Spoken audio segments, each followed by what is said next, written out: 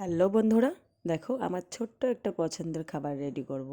তোমাদের পছন্দ হবে কি না জানি না, আর হয়তো অনেকে এরকম করে করে খেয়েছো কি না তাও জানি না, কিন্তু আমি এরকম করে করে খাবো তাই ভালো লাগে। আর তোমরা এই জিনিসটা দেখো, শিখে দেখো। এই যে কোরানিটা এরকম কোনো একটা উঁচু জিনিসের উপরে পিঠি হোক, জলচকি হোক, তার উপরে ভুট করে নিলে না খুব তাড়াতাড়ি নারকেল কোরানো হয়ে যায়। আর আমিও নিজের তাড়াতাড়ির জন্য, সুবিধার জন্য এরকম উল্টো করে নিয়েছি জলচকির উপরে, আর সেটার উপরে নিয়ে করেছি খুব তাড়াতাড়ি আর খুব ইজিভাবে কোরানো হয়ে যাচ্ছে আমার নারকেল কোরানো। আর এই যে দেখো, এই যে কোরানো হয়ে গেছে, আর এটা দিয়েই আমি বানাবো আমার সেই পছন্দের খাবারটা। সাথে নিয়েছি চালের গুঁড়ো আর লবণ, চিনি, আর লাগবে একটু সাদা তেল।